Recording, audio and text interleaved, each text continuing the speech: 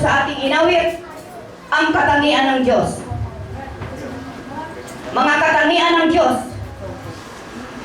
Sabik na po ba kayo sa umagang itong makapakinig ng kanyang salita? Amen. Amen. Hallelujah. Ihanda po natin ang ating mga puso upang ang salita na mapapakinggan natin ay matanim sa matabang bahagi ng ating mga puso at ito'y magsilbing gabay sa pang-araw-araw nating buhay. Hindi lamang ito ating napakinggan at paglabas wala na, bagkus ito ay ating isa buhay.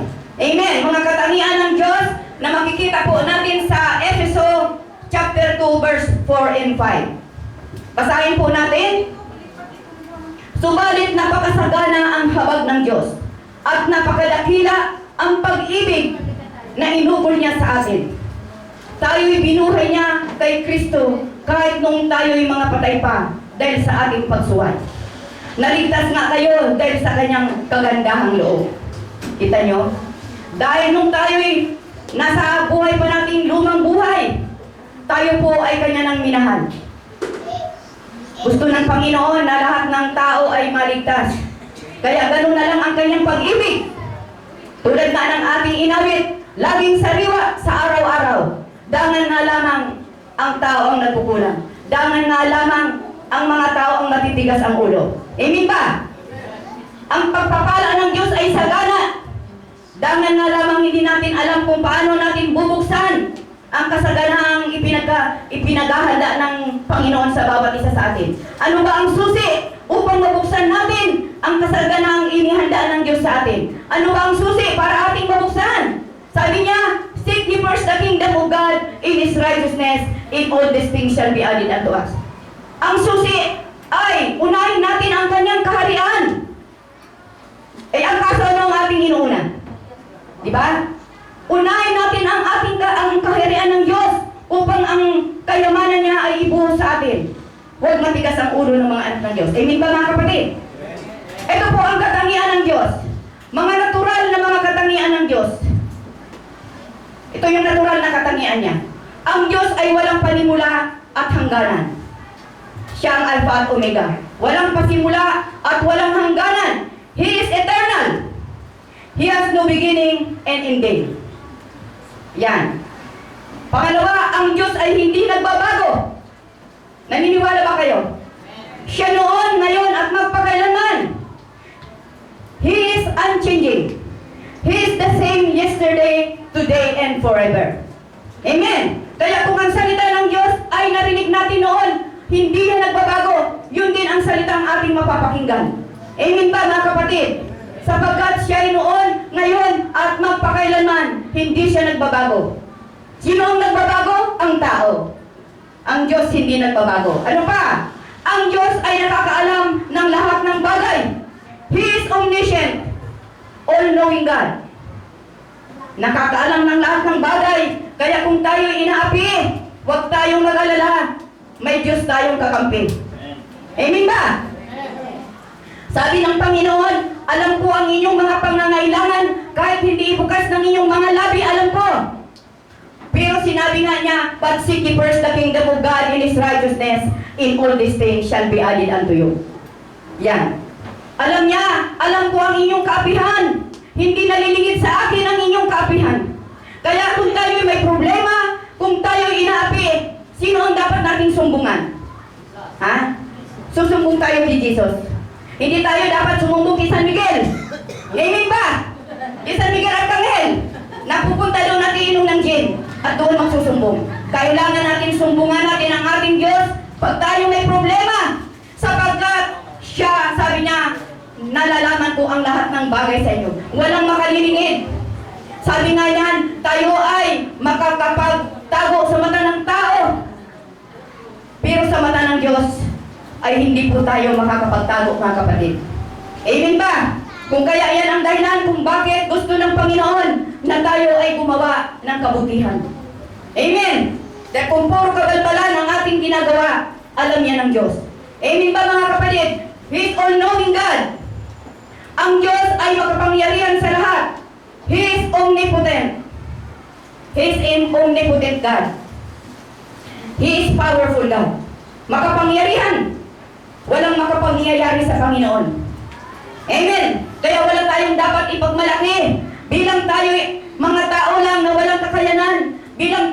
mga tao na walang kapangyarihan.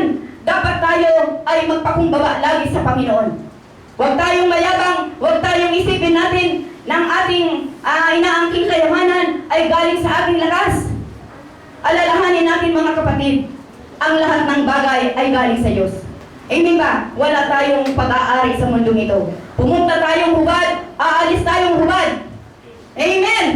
Kaya dapat lang tayo parati magpapakumbaba sa Kanya. Amen ba? Dangan nga ang iba kasi pag nagyaman na akala mo kung sino na. Kaya nga ako pag nakakakita ako ngayon na talagang akala mo kung sino ng mga mayaman na talagang sila'y sinasaluduhan. Sinasaluduhan sila. Sabi ko sa sarili ko, mas mayaman kami. Amen! Bakit? Sapagkat kami anak ng Diyos. Hallelujah! Purihin ka Panginoon! Mayaman tayo. Hindi tayo dapat mahingit sa kanila. Kahit pa sila mga matataas ng katungkulan, kung sila naman ay mga pasaway sa bayan. Amen! Hindi natin dapat silang kaingitan. Alalahanin natin, tayo ay anak ng Diyos. Tagapagmana ng kaharian. Tagapagmana ng ang ama natin ay mayaman. Ngayon, kung ang ama natin mayaman, kanino dapat imana yun? Alangan ipamana nila yun sa ibang ito. Natural ipapamana niya na yun sa kanyang mga anak. Hallelujah! Kaya wala po tayong dapat ipangamba. He is powerful God. Walang makapangyayari. Kailangan tayong magpakumbaba. Amen! Kung gusto niyang kunin ang ating buhay, wala tayong magagawa. Amen ba? Sino na ba dito ang kunin ang buhay ng kapalag?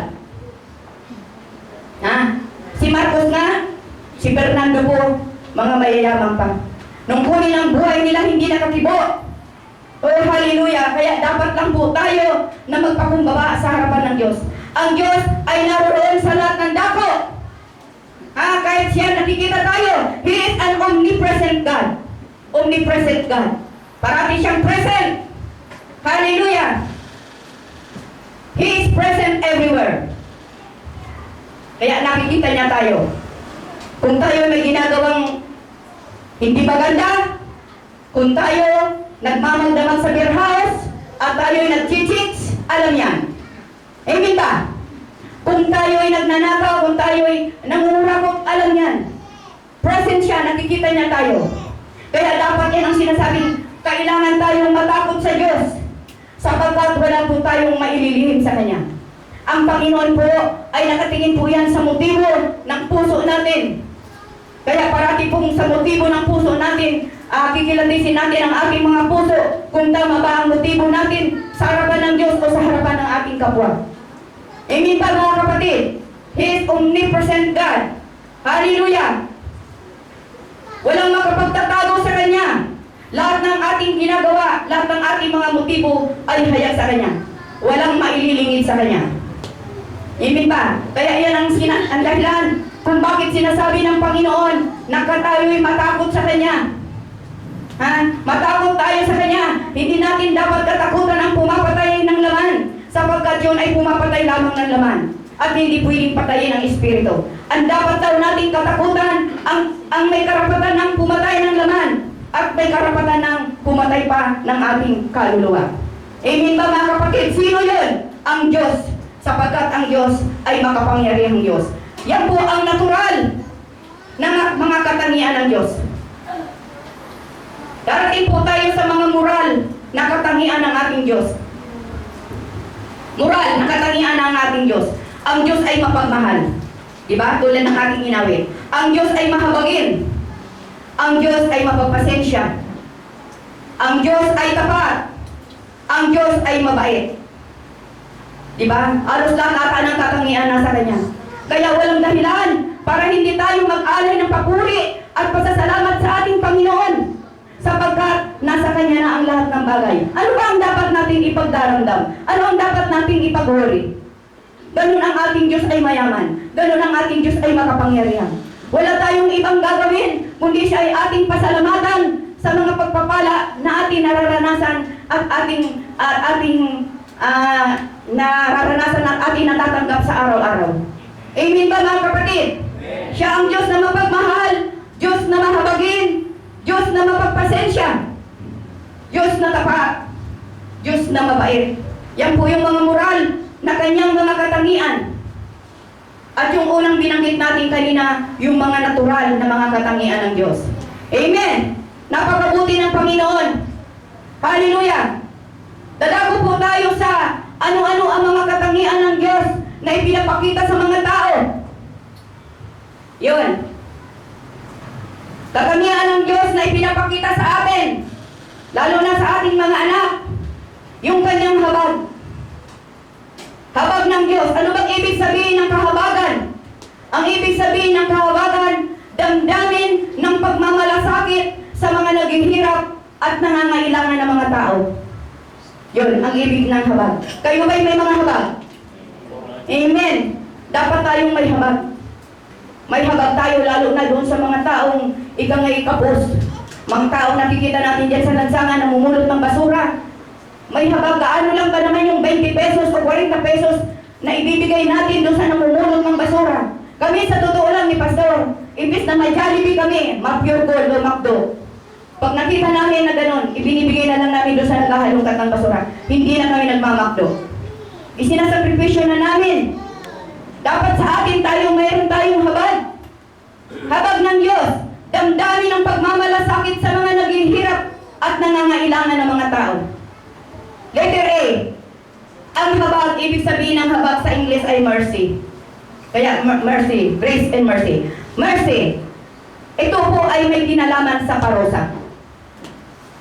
Ang habag ay may kinalaman sa parusa. Kaya kailangan niya ng habag ng Diyos. Tayong mga makasalanan, kailangan po tayong dapat parusahan. Pero dahil sa kanyang habag, tayo ay kanyang kinalinga. Kaya itong habag ay may kaugnayan sa parusa.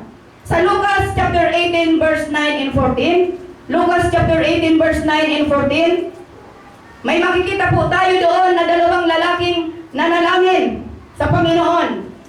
Isang Pariseo at isang publikano. Diba? Ang panalangin ng Pariseo ay ganito: O Diyos, nagpapasalamat ako sa iyo pagkat ako hindi katulad niya ng iba na magnanakaw, mga magdaraya, mga ngalunya. Ako'y nag-aayuno, ako'y nag-iikapo. Yun ang panalangin ng isa. Para bang akala mo talagang siya.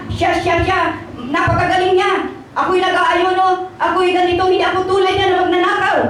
Ganun. Samantalang ang panalangin naman ng isa, yung publikano, ay ito: habang nakatayo sa malayo, hindi man lamang makatingin sa langit, kundi dinadagukan ang kanyang dibdib. Dinadagukan. Ibig sabihin, sign of repentance. Yung paghihingi ng tawad. Diba tayo, Lord, Lord. Ibig sabihin, paghingi natin ng tawad. Sabi niya, O Diyos, mahabag po kayo sa akin na isang makasalanan. Ang lalaking ito ang umuwing kinalugdan at ginahabagan ng Diyos at pinatawad ang kanyang mga kasalanan. Ganun po tayo mga kapatid. Ang habag ng Diyos ay may kinalaman sa parusa. Itong makasalanan na ito, dapat siya ay parusahan. Pero dahil sa kanyang paghingi ng tawad, sa kanyang panalangin, O Diyos, mahabag po kayo sa akin. Kaya kailangan po natin ang habag ng Diyos. Kailangan din po natin itong hingiin. Hindi ba mga kapatid? Pero sino ngayon ang kinalugdan ng Diyos? Yung taong nagsisi, yung taong dinadagukan niya ang dibdib niya, O Diyos, mahabag po kayo sa akin na isang makasalanan. Ganon din po tayo mga kapatid. Ganon po ang ating gagawin sa Panginoon. Sa araw-araw nating buhay, pagtulog natin sa gabi, Panginoon, patawarin niyo po kami sa aming mga pagkakasala, pagkukulang, itong buong maghapon ng daan sa aming buhay. Amen ba mga kapatid? Huwag natin sabihin na, bakit ako hihingi? Hindi naman ako pumatay. Hindi naman ako nagnakaw. Hindi naman ako... Hindi po mga kapatid. Sa araw-araw nating buhay, tayo po ay nagkakasala. Hindi natin po yan namamalayan. Ang mahalaga po ang pagsisisi at paghingi po natin ng habag sa ating Panginoon. Hallelujah! Sabi po dito, ang lalaki ito ay kinalugdan ng Diyos, di ba? Nagsisi. At ganoon din tayo mga kapatid, tayo rin ay magsisisi. Letter B, ang habag ay may kinalaman sa kaligtasan. Yan. Ang habag ay may kinalaman sa kaligtasan. Dahil sa habag ng Diyos, ang tao ay naligtas.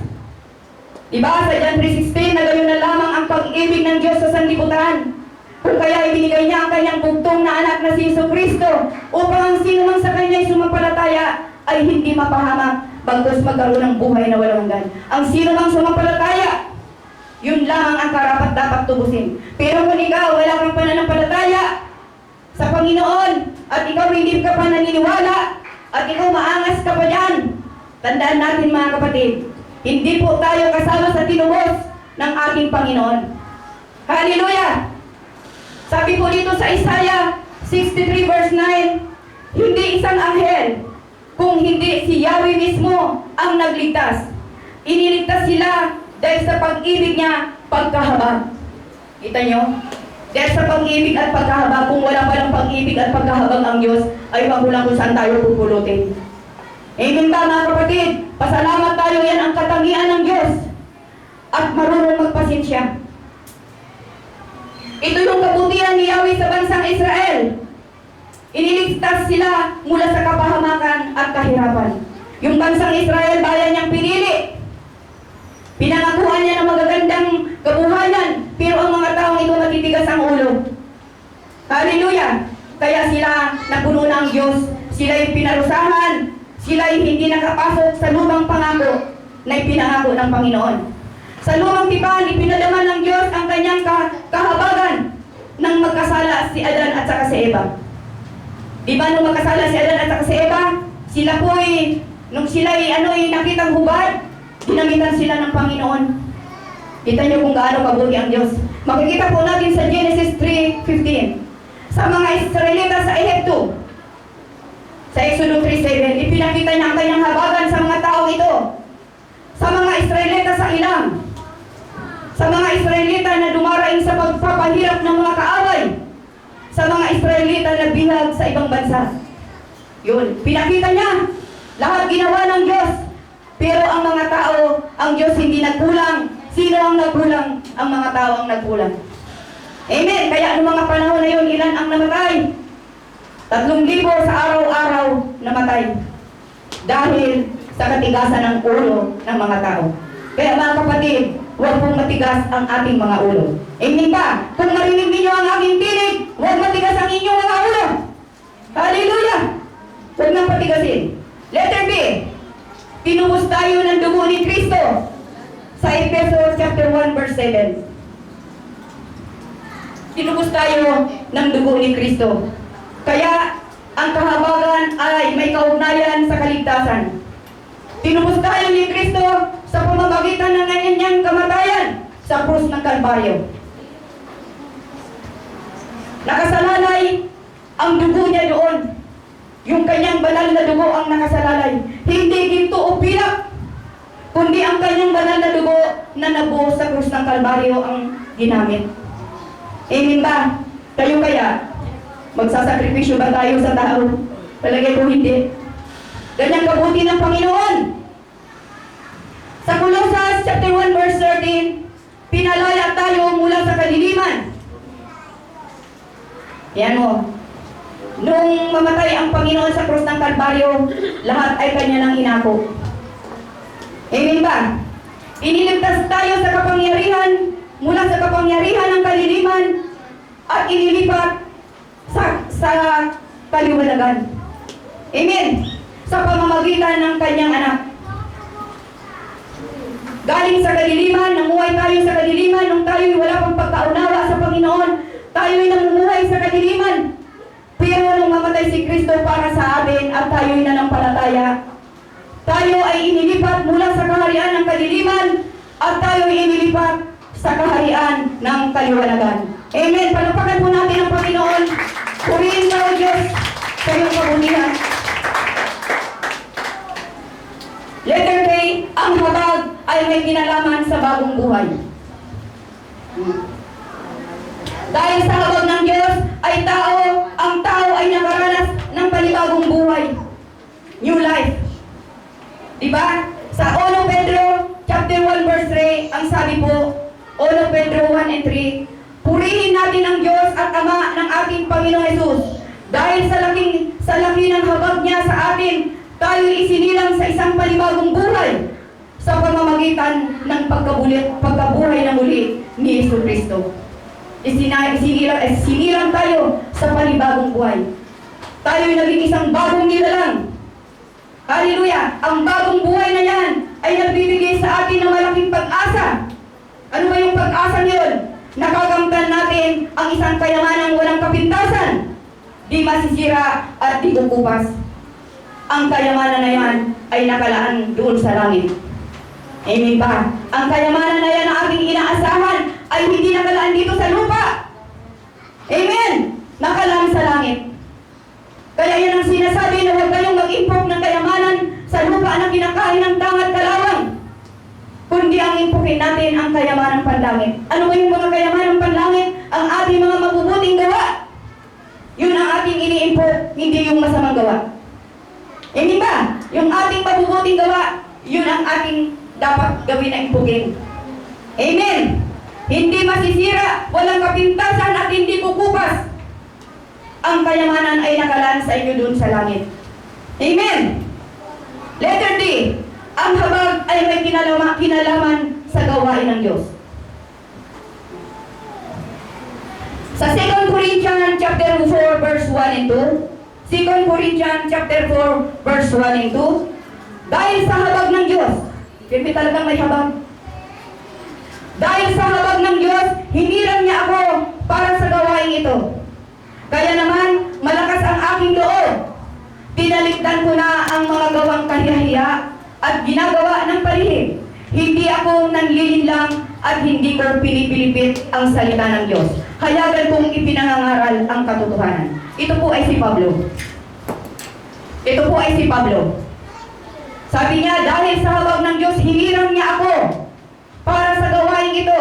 Kaya naman malakas ang aking loob. Pinaligtan ko na ang mga gawang kahiya-hiya at ginagawa ng palihim. Hindi ako nanlilinglang at hindi ko pinipilipit ang salita ng Diyos. Hayagan kong ipinapag-aral ang katotohanan. Ganon din tayo mga kapatid. Tayo po ay hinirang ng Diyos. Naniniwala ba kayo na kayo hinirang ng Diyos? Kung tayo hinanampalataya, tinanggap natin ang Panginoong Jesucristo sa ating puso. Tanggapin natin sa ating sarili na tayo ay hinirang ng Diyos. Amen! Ngayon kung tayo hinirang ng Diyos, tayo rin, tulad din ni Pablo, ay taligdan na natin ang ating mga kasalanan at ipangaral natin ang salita ng Diyos ng katotohanan. Amen ba? Mga kapatid, sino ba dito ang nag-share na sa labas? Sayang naman kung ang ating mga natutunan ay hindi natin sasabihin sa iba. Amen! Sayang naman kung sasarilinin lang natin. Hallelujah! Hindi ako nanlilinlang, sabi ni Pablo.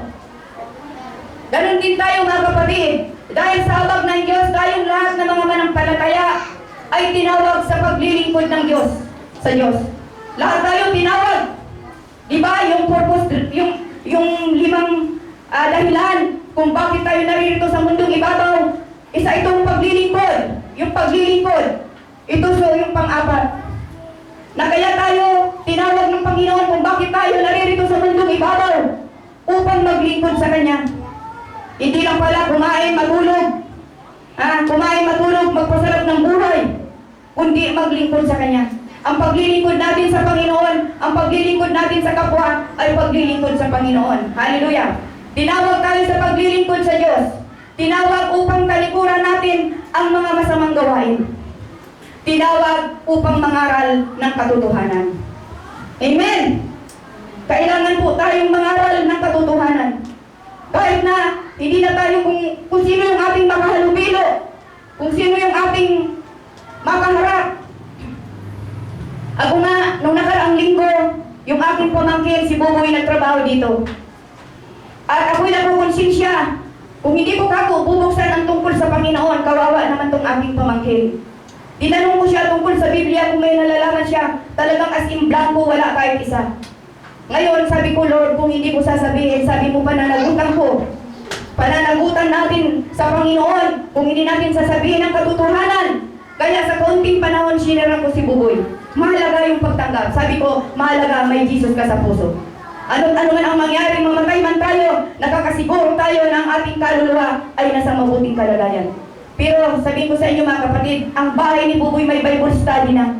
Pero ang nag-a-attend lang sa Bible study, nakakalungkot ang kanya lang ina at ang kanyang asawa. Eh nasaan ka? Umaalis nga buti.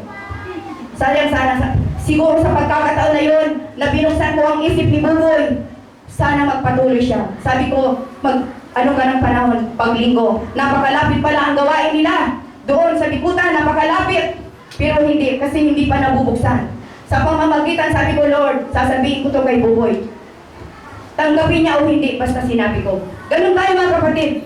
Tanggapin nila o hindi, ang mahalaga, sinabi natin ang tungkol kay Jesus. Amen ba? Para naman sa kanilang kaligtasan. Tinawag tayo sa paglilingkod. Tinawag tayo upang talikuran natin ang mga masamang gawain. Tinawag tayo upang mangaral ng katotohanan.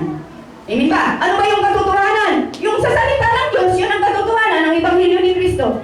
Na siya ang kaligtasan, na siya ang daan, siya ang katotohanan, siya ang buhay. Oh, hallelujah! O kanino ka pa? Kung siya ang daan, kung siya ang buhay, siya ang katotohanan. O alam, pumunta pa tayo kay San Juan Bautista, San Nicolas de Tolentino, Santa Maria. Kay Jesus na! Hallelujah! Palakpakan natin ang Panginoon! Purihin tayo Diyos! Noong mga panahon na yon, si Jesus ay naging mahabagin sa mga taong walang nangunguna sa Kanya. Walang nangunguna. Yung mga taong lupaypay.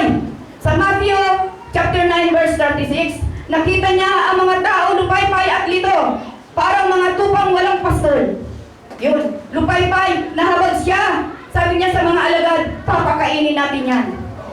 Papakainin natin. Panginoon, wala po, 2 isda lang po at 5 tinapay. Papakainin natin yan, huwag mong paalisin. Sapagkat ako'y nahahabag sa mga tao niyan, sila'y litong-lito.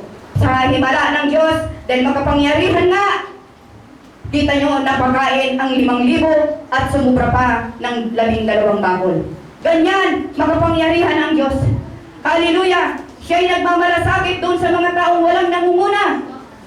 Nalitong-lito at parang lupaypay.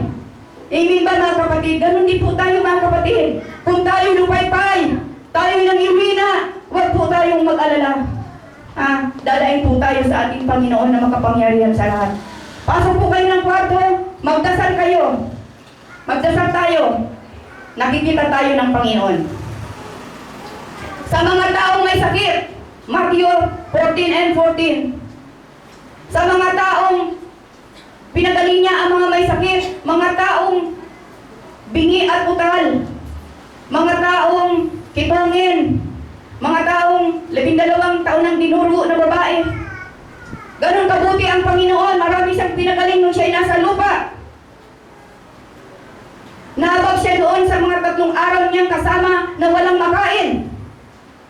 Kita niyo po, sino pa ang kanyang kinahabagan? Yung balong nagluluksa. Sa Lucas chapter 7 verse 13 natin makikita yon. At sa ating lahat, at sa ating mga kahinahan, yun, doon nahahabag ang Panginoon. Pinagaling niya ang 2 bulag. Sapagkat anong sabi ng 2 bulag nung makita niya ang Panginoong Hesus? Panginoon, anak ni David, mahabag po kayo sa akin. Kita niyo, mahabag po kayo sa amin. Humingi sila ng habag, kaya sila'y dinahabagan. Eh kung tayo hindi hihingi, kahit pa naman mahabagin ang ating Diyos, kung tayo naman matigas ang ulo at tayo natin isurong ang ating buhay sa Kanya, tayo ba'y kahabagan? Hindi, sa halip parusa pa ang ibibigay sa atin ng Diyos. Kung siya'y Diyos ng pag-ibig, siya man ay Diyos man ng pagpaparusa. Amen ba mga kapatid? Sa ngayon ba kayo? Ay mukhang inaantok na tayo dyan palibasa ipon. Palakpakan natin ang Panginoon. Hallelujah! Huwag natin sayangin ang oras na ito, sapagkat ito'y salita ng Diyos. Hallelujah! Ang pagiging mahabagin ng Diyos at mawain ay isang pangunahing katangian ng Diyos. Siya ay puno ng kahabagan na makikita natin sa awit 116 verse 5. At ang kanyang pagiging mahabagin ay hindi kumukupas. Ang hindi nagmamaliw na pag-ibig ni Yahweh at ang kanyang walang kupas na kahabagan. Makikita po natin sa Panagoy, chapter 3, verse 22. Walang kupas na kahabagan at hindi nagmamaliw na pag-ibig. Kita nyo nga kung kinanta natin, pag-ibig ng Diyos ay hindi nagmamaliw. Laging sariwa araw-araw. Amen. Talagang katugmang-katugma talaga, sister. Sa totoo lang, hindi ko sinabi sa iyo ang ipipreach ko, pero katugma. Napakabuti talaga ng Holy Spirit. Present talaga. Hallelujah! Amen. Ang Diyos na ating pinaglilingkuran na isang mahabaging Diyos. Handang dumamay sa atin kung tayo ay nasasaktan at nangangailangan. Siya ay gumagawa ng nararapat na hakbang upang tayo ay tulungan. Amen ba? Pero kung may problema, may kahinahan, sa Diyos lumapit. Ako nga minsan kaya pala tayo binibigyan talaga ng Diyos ng problema para tayo makalapit. Kasi pag wala na talagang problema, wala na eh. Ako nga minsan, nung naramdaman ko rin sa sarili ko, nung may sakit ang kapatid ko na namamaga yung dede, talagang grabe ang kabanan di mo. Umagat, hapon, hating gabi, ay nananalangin ako. Pero naobserbahan ko nung medyo wala ng tawag galing doon. Pasabi ko, Lord, sorry Lord. Mukha atang, isa na lang ako manalangin. Nakonsensya man ako. Kaya, sabi ko na naman ngayon, Lord, salamat po sa kagalingang ipinagkaloob mo. Nagpapasalamat ako, wala nang tawag, magaling na. Men, purihin ka Panginoon. Ang kahabagan ng Diyos ay kanyang ipinadama sa mga dayuhan, sa mga nangangailangan at sa mga naapi. Si Kristo ay isang mahabaging punong saserdote na nagpakita ng matinding malasakit sa mga nasasaktan at nangangailangang mga tao. Ang ating Panginoong Hesus ay tumutugon sa ating mga paghihirap. May pusong punong-puno ng pag-ibig, may kahabagang nagpapakilo sa Kanya upang makiisa sa ating buhay. Bilang pagtupad sa Kanya, bilang tugon dahil sa Kanyang kahabagan, in return, madalas mong sabihin, in return. Ano naman ang ating gagawin sa kabutihan ng Diyos sa atin? Hallelujah! Bilang pagtulad sa Kanya, kailangan din tayong tumugon sa mga taong nangangailangan sa ating kapaligiran, na may kahabagan at handang tumulong upang maging bahagi tayo ng buhay ng ibang tao. Amen. Hindi naman na yung talagang bibigyan na lang natin sila sa kanilang araw-araw na pagkain. Hindi naman. Kung baka sa ano dumating sa talagang maigpit na kailangan na talagang wala nang pag-asa, doon tayo magtulungan. Pero huwag naman nating wala lang bigas, wala lang ulam, nandiyan na sa'yo. Sabi naman ng Panginoon, huwag naman pakainin ang tamad eh. Diba? Eh kung mga bigas-bigas man lang at ulam, kailangan mo pa pang ipangutang yan? Eh baka tamad ka lang. Amen ba, mga kapatid? Ang pagtutulungan yung nasa mabigat na kalagayan. Halimbawa, na-aksidenteng hindi inaasahan na talagang serious. Doon magtulungan. Pero kung kakainin lang, walang bigas, eh hindi naman siguro pwedeng bigay ka lang naman ng bigay. Amen ba mga kapatid? Kailangan tayong kumilos. Ang sabi ng Panginoon, gamitin niyo ang inyong kamay sa maayos na hanap buhay, hindi pagnanakaw. Amen ba? Kaya napakabuti ng Panginoon. O ito pa, nasa ano na tayo ng Roma number 2. Yung mga katangian ng Diyos na ipinapakita sa mga tao, ang kanyang pag-ibig. Kanina ang kanyang habag. Ngayon pag-ibig naman, ito, God's love. 1 John 4:8, ang Diyos ay pag-ibig. Yan, ang Diyos ay pag-ibig. Kapahayagan ng pag-ibig ng Diyos. Ano ba yung kapahayagan? Ang pag-ibig ng Diyos ay nagbibigay. Diba? Ibinigay niya ang kanyang kaisa-isang anak. Alam natin yan, John 3:16. Ibinigay niya. Ang pag-ibig ng Diyos ay nagbibigay.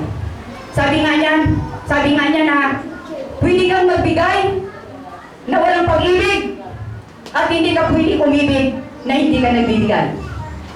Amen. Pwede tayong magbigay na walang pag-ibig, pero hindi tayo pwede umibig na hindi tayo magbigay. Amen ba? Kung tayo may pag-ibig, tayo nagbibigay. Amen. Sabi dito, ang pag-ibig ng Diyos ay naghahandog. 1 John 2:2. Si Kristo ay handog sa ikapagpapatawad ng makasalanan. Diba? Naghahandog. Si Kristo ang ihandog upang mapatawad ang ating mga kasalanan. Inihandog niya ang kanyang sarili para sa iglesia. Yan. Para sa iglesia, ito, iglesia. Ang tinatawag na iglesia tayo, hindi itong simbahan. Iglesia tayo, ang kanyang katawan. Hallelujah! Siya ang kordero ng Diyos na nag-aalis ng kasalanan ng sanlibutan. At tandaan natin mga kapatid, mahalaga po na tayo'y nasa loob ng iglesia. Sapagkat pag dumating po ang rapture, yung pagdagit, ang kukunin niya ang kanyang mga anak. Kung ikaw nasa labas ng iglesia at wala kang kinaaniban, papataw-pataw ka yan. Hindi ba? Ang iglesia ng Diyos, ang kanyang unang i-rapture, ang kanyang mga anak. Amen. Sabi dito, ang pag-ibig ng Diyos ay nagliligtas. Number 3, iniligtas tayo mula sa kapahamakan. Dati tayo nasa dilim, ngayon inilipat sa liwanag. Dati nasa ilalim ng sumpa, ngayon ay pinalaya tayo sa susumpa ng kautusan. Noong namatay si Kristo sa krus ng Kalbaryo, lahat ng ating mga kasalanan kanyang inako, tayo ay pinalaya sa sumpa ng kautusan. Kaya tayo'y malaya na. Pero tandaan natin mga kapatid, uulitin ko, yun lamang sumampalataya ang kasama sa tinubos. Amen! Iniligtas tayo mula sa kaparusahan. Sa John 3:17-18 ang sabi po, sapagkat sinugo ng Diyos ang kanyang anak, hindi upang hatulan maparusahan ng sanlibutan, kundi upang iligtas ito sa kaparusahan sa pamamagitan niya. Yun, ganyan talaga ang pag-ibig ng Diyos. Nagbibigay, naghahandog. Iniligtas tayo sa puot ng Diyos. John 3:36, ang nananalig sa anak ay may buhay na walang hanggan. Ngunit ang hindi tumatalima sa anak, hindi magkakaroon ng buhay, mananatili sa kanya ang puot ng Diyos. Yun, tandaan natin yan mga kapatid. Pag tayo hindi nanalig na ng palataya, ang puot ng Diyos ay mananatili sa atin. At ano ang parusa ng puot na Diyos? Habang buhay na pagkahiwalay sa presensya ng Diyos at doon sa dagat-dagatang apoy. Amen ka? Hallelujah! Ang pag-ibig ng Diyos ay namimili ng may layunin. Number 4 tayo. Ang pag-ibig ng Diyos ay namimili na may layunin. Pinili niya tayo upang maging kanyang anak. Sa Ephesians chapter 1 verse 4 and 5. Pinili niya tayo upang maging anak. Kita nyo? Sabi nga niya na nasa sinapupunan pa lamang tayo ng ating ina. Tayo ay kanya ng hinirang. Hallelujah! Kasi all-knowing God na siya eh. Alam niya kung sino ang tatanggap sa kanya at alam ng Panginoon kung sino ang magbabaliwala sa kanya. Amen! Mapalad tayo mga kapatid sapagkat tayo po ay nakakilala ng katotohanan at pinaniwalaan po natin ang katotohanan. Kung kaya tayo ay nakasama sa kanyang mga hinirang. Pinili tayo upang maging kanyang anak, Ephesians 1:4-5. Pinili niya tayo upang parangalan ang kanyang kalwalhatian, John 1:12. Tayo itinuring niyang anak. Sino lamang ang tumanggap sa kanya ay pinagkalooban niya ng karapatang maging anak ng Diyos. Yun lamang tumanggap. Ngayon, pinili niya tayo upang siya ay ating parangalan. Kung matatandaan po natin, iyan po ang number 1 na layunin kung bakit tayo naririto sa mundong ibabaw. Upang bigyan siya ng kaluwalhatian, upang bigyan siya ng kasiyahan. Kung baga sa isang ama, natutuwa ang isang ama na binibigyan ng kanyang anak ng parangal. Amen ba? Kayo, di ba magulang tayo? Kung mabuti ang ating anak masunurin, natutuwa tayo. At kung pinaparangalan naman tayo, natutuwa din tayo. Ganon din ang ating Panginoon. Ang pag-ibig ng Diyos ay namamalo at nananaway. Pinapaspasan ko na ang mukhang mag-aaras isa. Ang pag-ibig ng Diyos ay namamalo at nananaway. Di ba? Di ba kung mahal tayo pinapalo? Di ba tayong mga magulang? Kaya natin pinapalo ang ating anak sapagkat mahal natin, ayaw nating mapariwara. Pero ang palo natin, hindi palo na parang tayo'y sila'y ating kinasusuklaman. Di ba tinutuwid tayo ng ating mga magulang upang hindi tayo mapahamak? Ako, maging sa mga apo ko, daman nga lamang talagang kasi medyo hindi pa nila gaanong maunawaan. Nami-misinterpret nila ang pagpapayo ng isang magulang. Pero ganyan po. Kaya tayo namamalo, kaya tayo nananaway, dahil mahal natin ang ating anak. Ganon din ang Panginoon. Pinapalo tayo. Kung tayo po'y nasa lumang buhay natin, at may mga pangyayaring hindi maganda sa atin, isip-isipin natin mga kapatid na tayo ay pinapalo ng Diyos. Mag-isip-isip ka na, bakit nangyayari sa akin ang mga bagay na ito? Siguro dahil sa ako'y hindi nagsisimba. Siguro dahil sa ako'y hindi nagbibigay man lamang ng parangal sa Diyos. Ako'y nakakalimot na sa Diyos. Mag-isip-isip tayo kung tayo'y pinapalo na mga kapatid. Ang pag-ibig ng Diyos ay namamalo at nananaway. Tinuturuan po sa Pahayag chapter 3 verse 19, nasabi po, tinuturuan po at sinusupin ang lahat ng aking iniibig. Kaya magsikap ka at pagsisihan mo talikdan ang iyong kasalanan. Kita mo? Sinusupil ang lahat ng aking iniibig. Kaya ang pagpalo sa atin ng Panginoon, huwag tayong magalit sa Panginoon sapagkat tayo'y Kanya lamang itinutuloy. Hallelujah! Ang pag-ibig ng Diyos ay napakasagana. Ang sukat ng pag-ibig ng Diyos na makikita natin sa Efeso chapter 3, 17 and 19 ay napakalawak. Ibig sabihin, hindi kayang abutin. Napakalawak, hindi kayang bilangin. Mahaba, hindi kayang sukatin. Amen ba? Mataas, hindi kayang abutin. Malalim, hindi kayang sisirin. Hallelujah! Ibig sabihin, napakalawak ang pag-ibig ng Diyos. Amen ba mga kapatid? Hindi ba kayo nagagalak? Isa naman palakpak ko. Hallelujah! Purihin ka, Panginoon. 1 John chapter 4 verse 19, ang pinakapangunahing utos ay umibig. Diba yan? Ibigin mo ang Diyos ng buong puso, buong kaluluwa, buong pag-iisip, at ibigin mo ang iyong kapwa. Yan ang dalawang utos na mahalaga sa bagong tipan. Ang Diyos mismo ay pag-ibig. At ibinuhos niya ang kanyang pag-ibig sa atin, lalo na nang inihandog ni Jesus ang kanyang sarili. Bilang dampi, tayo man ay dapat maging daluyan ng pag-ibig ng Diyos sa ating mga sinasabi at ginagawa. Amen ba? Inuutusan din tayo ng Diyos na huwag nating ibigin ang makasalanang sanlibutan. Diba? Huwag na niyong ibigin ang sanlibutan, pero kayo mag-ibigan. Mag-ibigan kayo, pero huwag niyong ibigin ang sanlibutan. Ibig sabihin ng sanlibutan, yung mga gawa ng sanlibutan. Yung mga gawang masama, pagnanakaw, pagpatay, panghanggap, mga krimen. Huwag na kayong umayon sa takbo ng sanlibutan. Yun ang ibig sabihin ng huwag ibigin ang makasalanang sanlibutan. Ang pamantayan ni Juan sa pag-ibig ay pumupukaw sa damdamin ng lahat ng nakararanas ng pag-ibig ng Diyos na walang hinihintay na kapalit. Amen.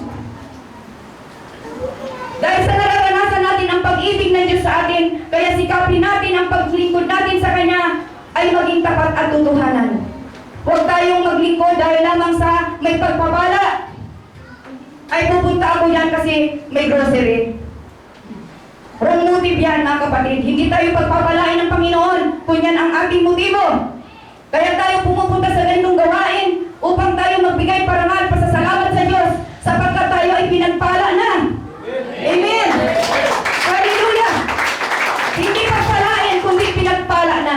Bakit? Bakit mo ate sasabihin pinagpala? Bakit? Nung ikaw magising ng umagang wala kang nararamdaman, hindi pa pagpapala yan? Ha? May mayaman nga dyan, hindi na nga sila makakain eh. May mayat yung sinaporles. Tinan mo yung mga ano ngayon. Ha? O. Pagpapala ba yan na sila ay nasa ano? Ganong kalagayan? O. Yung magising tayo na wala tayong dinaramdam. Na mayroon tayong kakainin dyan kahit paano may lugaw. Yun ay pagpapala na. Kaya ang pagpunta natin dito, hindi para makatanggap ng pagpapala. Yun dapat natin isipin mga kapatid. Kaya tayo naglilingkod sa Diyos dahil mahal natin ang Diyos. Tapos, period. Hallelujah! Mahal natin ang Diyos. Sabi nga yan sa ating kinanta, mahal ka namin hindi dahil sa pagpapala. Mahal ka namin hindi dahil sa himala. Kundi mahal ka namin dahil ikaw ay ikaw. Hallelujah! Napakabuti ng Panginoon. Hallelujah! Mukhang walang palakpak.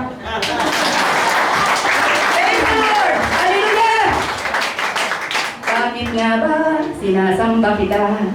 Bakit nga ba pinaglilingkuran? Okay na mo? Hindi dahil sa himala, hindi dahil sa pagpapala, kundi dahil sa ikaw ay ikaw, mahal ka namin, O Diyos.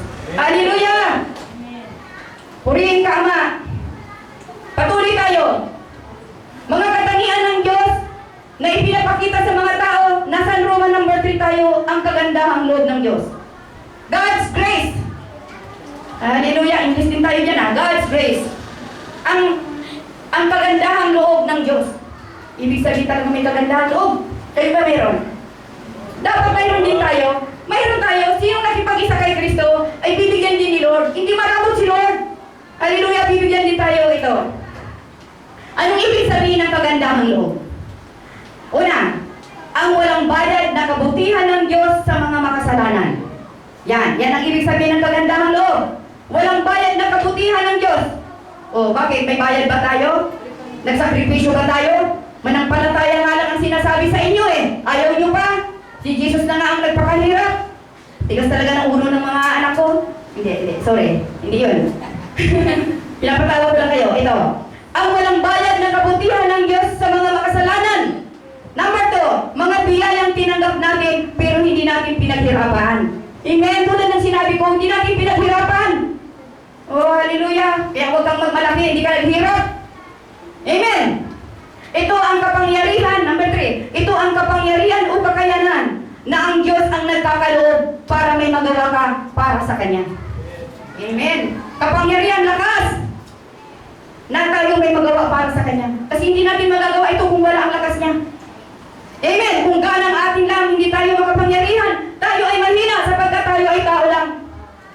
Ngayon dito, sino ngayon ang pinagmumulan ng kagandahang loob? Sino? Ang kagandahang loob ay dumating mula sa Panginoong Hesus. John 1:17.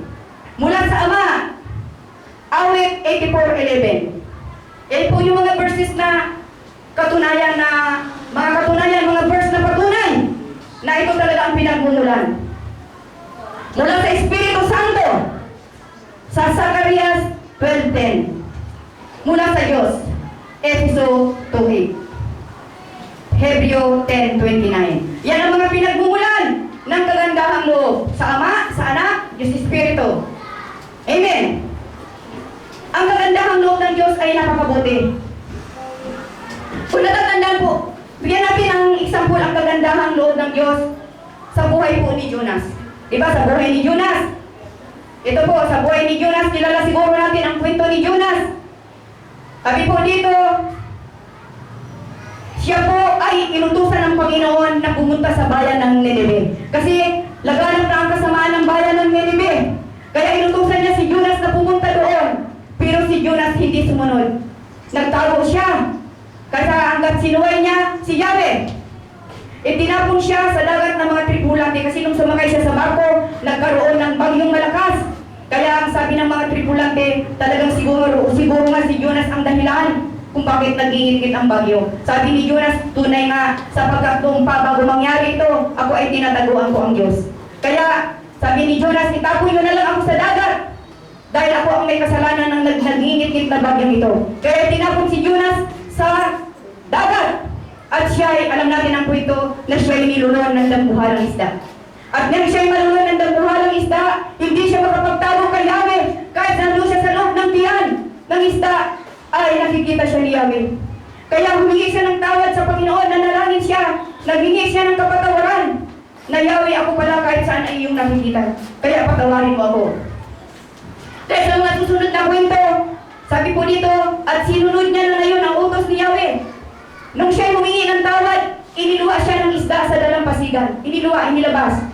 At siya ay sumunod ulit sa panibagong utos ni Yahweh. At sinunod niya na ngayon ang utos ni Yahweh. Pumunta na siya sa bayan ng Nineveh. At nangaral siya, nagpahayag siya doon na kayo magsisi sapagkat gugunawin ng Panginoon ang lugar na ito sa 40 araw. Pagdating nakaraan ng 40 araw. Ngayon, ang mga tao sa Nineveh ay naniwala sa pahayag ni Jonas. Pati yung pinaka-amo nila doon, ang pinaka-presidente, ay sabi, sige, manalangin tayo, mag-ayuno, magsuot ng asako. Ibig sabihin, nagpakumbaba sila. Kaya nakita ng Panginoon ang pagpapakumbaba ng lugar na yon. Kaya hindi na tinuloy ang pag-ano sa bayan ng Nineveh. Tingnan po natin ang kagandahan loob ng Diyos sa buhay ni Jonas. Iniligtas niya sa pagkalunod ang propetang masuwayin, yun, si Jonas, at binigyan ng pangalawang pagkakataon upang sundin ang kanyang salita. Nang magpakita ng kababaang loob at nagsisi ang mga tao roon, hinahabagan sila ng Panginoon at hindi na winasak ang kanilang lungsod. Amen. Mismo si Jonas ay nagpapahayag na ang Diyos ay Diyos ng nagliligtas dahil sa kanyang kagandahang loob. Amen. Dahil sa kanyang kagandahang loob. Kaya napakabuti ng Panginoon. Mga kapatid, mahalaga po sa atin ang pagsisisi. Tulad po ngayon, nakikita nyo siguro sa TV, ipinapabalita na may mangyayaring mabigat na lindol sa atin sa mundong ito, Pilipinas. At ang sabi, kung sakali matutuloy, 330,000 o 30,000 ang mamamatay na tao. Dahil yung sinasabing Marikina Fault. Kaya ayun mga kapatid, ang dapat po nating paghandaan. Tayo po'y magsisi, magbalik loob sa Panginoon. Baka sakaling hindi niya ituloy ang ganon. Amen. Dahil sa itong San Ninibe, ultimo pinaka-hari, nagpakumbaba. Pati mga hayop, nag-ayuno sila. Kaya hindi tinuloy ng Panginoon ang pagpaparusa. Ganon din tayo mga kapatid, hindi natin hawak ang mundo. Tanging ang Diyos lamang ang nakakaalam. Amen. Biruin mo kung mangyari yan dito. Tandaan natin mga kapatid, pag nangyari yan, lalo't gabi, kinaumagahan paralyzed lahat. Walang grocery, walang bangko. Kaya tayo magpasiguro kahit paano. Amen ba? Amen tayo. Mayroon tayong may isang taon na bigas. Amen! Kung dumating ang ganun pagkakataon, hindi pa tayo magugutom bago dumating ang saklolo. Amen ba? Mukhang wala eh. Hallelujah! Purihin ka Panginoon! Amen! Pasiguro tayo mga kapatid. Tingnan nyo yung sa Yolanda. Kinaumagahan, wala nang makain. Bigla eh. O, walang pasiguro. Kahit ka pa may pira, bali wala na yan. Panahon na yan, wala na. Pasiguro. Hallelujah! Ganon ang kabutihan ng Diyos sa buhay ni Jonas. Nagsisi. Mahalaga talaga ang pagsisisi. Ito. Sabi dito, ano-ano itong mga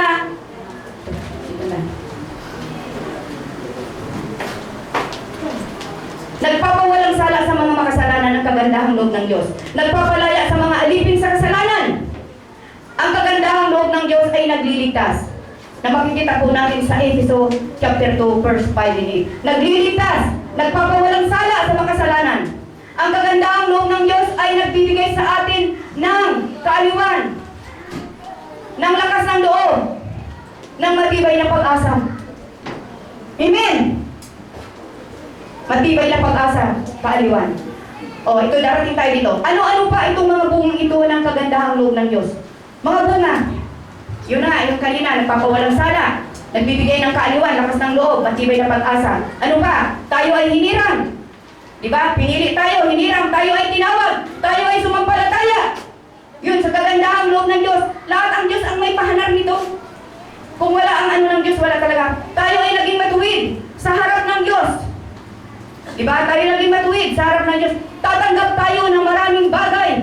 Sa Roma 8:32, tatanggap tayo ng tulong sa oras ng ating pangangailangan. Yan, kagandahan loob ng Diyos. Makatatagal tayo sa anumang mga paghihirap. Tayo ay tatanggap ng karangalan kay Kristo. Yan, tatanggap tayo ng karangalan, hindi maramot ang Diyos. Bibigyan din tayo, kung ano rin yung ano niya, bibigay din. Tayo ay kanyang pinatawad. Yan, tatanggap tayo ng mga kaloob, ng spiritual na kaloob. Yun ang kabutihan ng Diyos. Sasabihin naman natin, ano ngayon ating mga spiritual na kaloob? Mga spiritual na kaloob na ibinigay sa atin. Tayo'y nakakapagpahayag ng salita ng Diyos.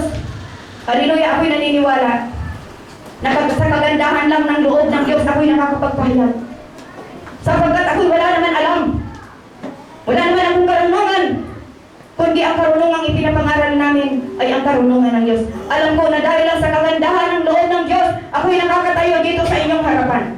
Kung wala ang kagandahan ng loob ng Diyos, aywan ko, talagang ako'y wala rin alam. Sabi dito, pagpapahayag ng kalooban ng Diyos, paglilingkod, ito yung mga kaloob niya, spiritual gifts, pagtuturo, pangangaral, pag-aabuloy, pamumuno, pagkakawang gawa. Yan yung mga spiritual gifts.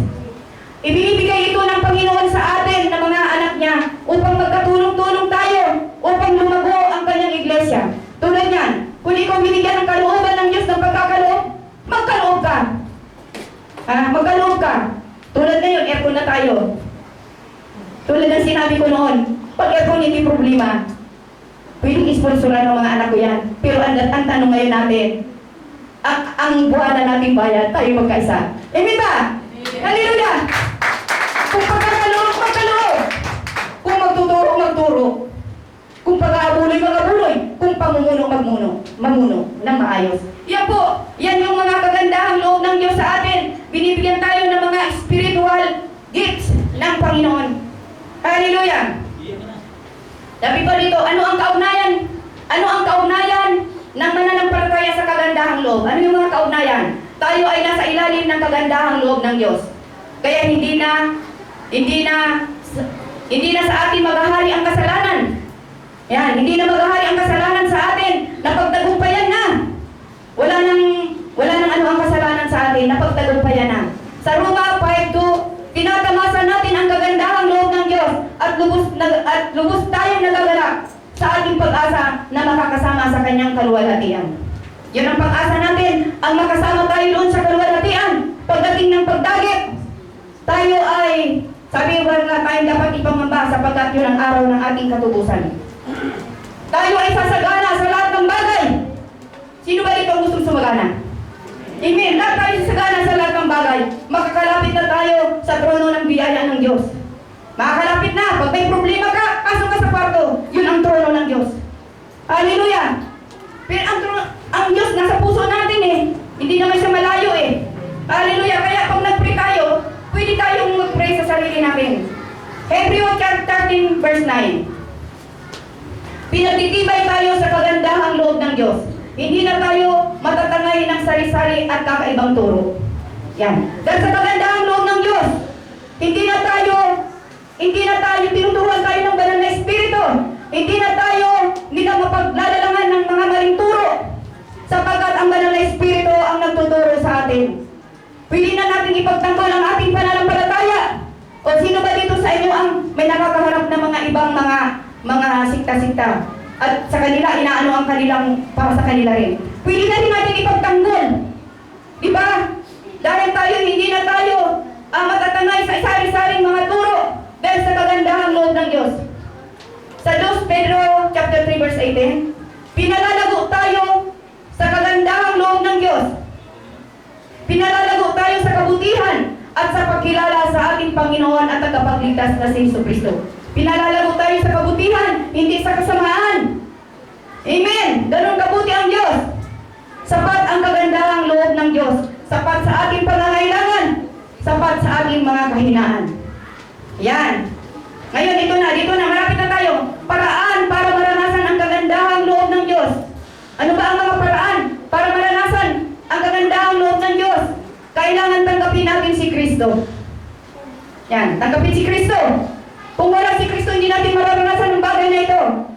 Pangalawa, kailangan magpakumbaba tayo.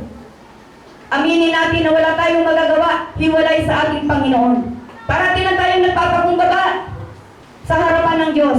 Pangatlo, patuloy na paglago sa kaalaman sa salita ng Diyos. Patuloy tayong lumago. Patuloy tayong magbasa. Kasi sa totoo lang, 1 linggo, 2 linggo, hindi tayo magbasa. Wala talaga eh. Ako, naobserbahan ko sa sarili ko eh. 1 linggo, 2 linggo, wala talaga eh. Kailangan talaga magbasa araw-araw. Para tayo lumago. Yan yung tatlo. Kung wala ang tatlong ito, ay hindi natin mararanasan ang kagandahang loob ng Diyos. Yan. Sabi nga niya na kung wala tayong pananampalataya, ay hindi natin mapiplease ang God. Without faith, we cannot please God. Kung walang pananampalataya, ay hindi natin malulugod ang Diyos. Hindi tayo kalulugdan ng Diyos. Ngayon, para kalugdan ka ng Diyos, anong gagawin? Manampalataya ka. Ganun lang eh, vice versa, pag ganun lang. Amen ba? Kung hindi ka manampalataya, hindi malulugod. Ngayon, manampalataya ka, malulugod. Amen! Palapakan natin ang Panginoon. Hallelujah! Sabi nga na, without the Word of God, there is no such word as victory. Amen! Ang victory pala tagumpay sa salita ng Diyos. Hindi pala doon sa pera, hindi pala sa pinag-aralan, hindi pala sa ganyan, puno-puno ng kayamanan, kundi outside the Word of God, there is no such word as victory. Amen! Pagsalita pala ng Diyos. Sabi dito, ang kagandahang loob ay kaloob ng Diyos. Ang kagandahang loob ay kaloob ng Diyos na bumabago sa buhay ng mga hindi karapat-dapat ayon sa kanyang nais. Ang kaloob na kaligtasan at kapatawaran sa mga kasalanan ay para sa lahat na tumatanggap sa pamamagitan ng pananampalataya sa kagandahang loob ng Diyos na pinahayag kay Jesucristo. Yan, kagandahang loob. Pero marami ang hindi nakakatanggap ng kagandahang loob ng Diyos. Bakit? Nakatanggap ng kaloob sapagkat sila ay umaasa sa kanilang sarili. Kaya hindi nila matanggap ang kagandahang loob ng Diyos sapagkat sila umaasa sila sa kanilang sarili. Hindi sila humihingi ng tulong sa Diyos. At sinisikap na makamit ang kagandahang loob ng Diyos sa pamamagitan ng pagtupad sa kautusan. Nandun pa rin sila sa lumang buhay, sa kautusan, sa mga pamahiin, sa mga tradisyon. Samantalang tayo dapat ngayon sundin na lang natin ang batas ni Jesus. Wala nang iba. Wala nang maraming requisitos. Ang batas lang ni Jesus. Dahil din sa kagandahang loob ng Diyos, ay tumanggap tayo ng mga biyaya na tumutugon sa ating pangangailangan sa pang-araw-araw. Yun. Kaya inaanyayahan tayo na lumapit sa Kanya para sa ating mga pangangailangan. Inaanyayahan tayo. Sabi dito sa Hebreo 4:16, kaya huwag na tayong mag-atubiling lumapit sa trono ng mahabaging Diyos at do'y kakamtan natin ang habag at kalinga sa panahong kailangan natin ito. Ulitin ko, kaya huwag na tayong mag-atubiling lumapit sa trono ng mahabaging Diyos. Lumapit daw sa trono. At do'y kakamtan natin ang habag at kalinga sa panahong kailangan natin ito. Kakamtan natin ang habag. Hallelujah! Ngayon sa pagtatapos po natin, ano po ba ang application nito sa ating buhay? Ito po ang pagsasabuhay natin. Ipinakita ng Diyos ang kasaganaan ng kanyang habag, pag-ibig at kagandahang loob. Magkasama yan, habag, pag-ibig at kagandahang loob. Ito rin ang mga katangian na gustong makita ng Diyos sa atin. Ha? Ito rin ang katangian na gusto niya makita. Di ba, nilalang tayong karangis. Dangan na lamang ay nasira ng kasalanan. Gusto ng Panginoon itong maibalik. Kaya nga, nagsakripisyo si Jesus upang tayo maging kawangis ulit ni Jesus. Sabi dito, lalo na sa mga kasalanan. Sabi dito, ipinakita ng Diyos ang kasaganaan ng kanyang habag, pag-ibig at kagandahang loob. Ito rin ang mga katangian na gusto makita ng Diyos sa atin na magkaroon din tayo ng habag, lalo na sa mga kasalanan. Yun. Kasi, yung mga sabi na yan, hindi naman ang kalaban natin yung tao eh. Hindi tayo dapat magalit doon sa tao, magalit tayo doon sa kasalanan na kanyang ginawa. Maging mapagmahal tayo. Maging sa mga taong hindi karapat-dapat mahalin. Diba sabi niya, kung ang minamahal nyo lang yung makakaganti sa inyo, anong gantimpala nyo? Diba? Pero kung yung hindi karapat-dapat mahalin ay ating minahal, tayo ay may gantimpalang nakalaan. Amen ba? Hallelujah! Sabi pa dito, maging sa mga taong hindi karapat-dapat mahalin. Yan, magmahalan tayo. At magpakita tayo ng kagandahang loob, maging sa mga taong nagpapakita ng masamang hangarin sa atin. Yung mga tao palang may masamang hangarin sa atin, pakitaan pa pala natin ng magandang kalooban. Amen ba mga kapatid? Amen. Palakpakan natin ng malakas ang Panginoon. Salamat po, Panginoon. Salamat Lord sa mensahe mo sa umagang ito. Naway mga kapatid, mayroon po kayong natutunan. Amen ba? Hands up naman ang may natutunan. Amen. Hallelujah. Salamat Lord. Tumayo po tayo at Maga pa naman awitin natin yung pag-ibig ng Diyos ay hindi nagmamaliw. Hallelujah.